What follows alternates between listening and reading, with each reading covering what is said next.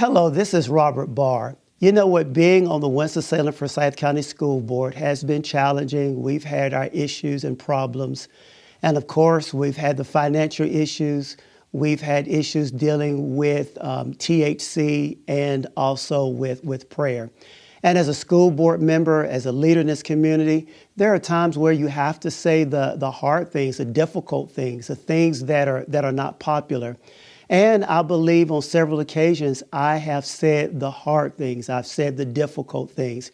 But please remember this, that I am only one voice and I only have one vote. As a board member over time, this is what I've been hearing.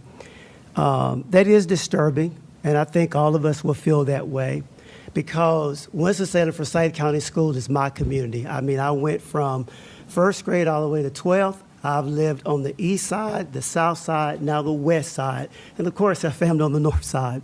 But listen to this. Our audit for the 2023-24 school year showed that we were $16 million over budget.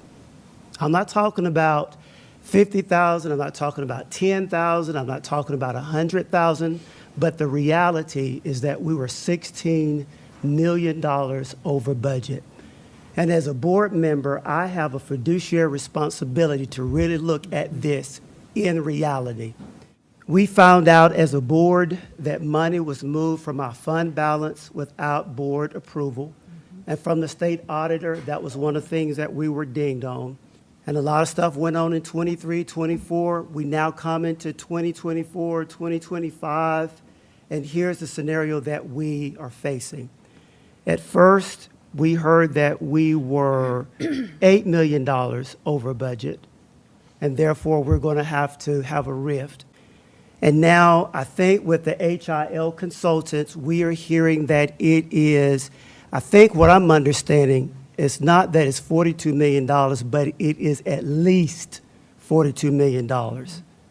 And I just want to, once again, just paint the reality of where we are. I was appointed to represent my community. Now, somewhere, and sometimes, once again, as a leader, you have to say the hard things. This may be popular, it may not be popular. Somewhere in all of this mix, a letter was sent, I believe, on April the 21st from our state auditor saying the district was being investigated. The letter was addressed to the board chair and superintendent, and I assume maybe copied later to the attorney. Okay, I learned about the letter from social media.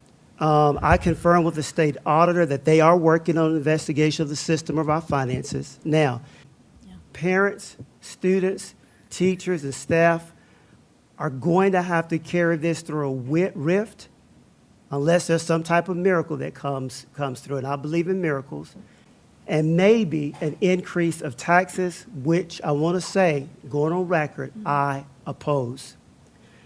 Plus, our teachers, parents, and anyone struggling will feel the effects of that if taxes have to be raised. I'm starting to hear from credible sources that our vendors have not been paid. We've never, as a community, been here before. Here's another thing that's kind of going through my mind that I'm wondering about. And once again, I don't want to be the bearer of bad news, but I want to face reality because that's what I was elected for. I'm wondering if we're current on our pension, on our 401k payment, on our unemployment insurance. Is our district current on those things? And I say this with all the respect, our superintendent should not be allowed to retire, but I'm going to say this, I can get booed, but this is the reality, should be terminated because of where we are financially. And people can murmur, they can say whatever they like to say, but folks, if this was run like a business, I think that we would have been here a long time ago. I'm committed to education because of where I come from. I'm committed to education because I know the power and the light in it, and I'm not going to go anywhere. I'm going to do my utmost to help rebuild our district, our community, and our finances. And that's what I felt like I need to say as a board member.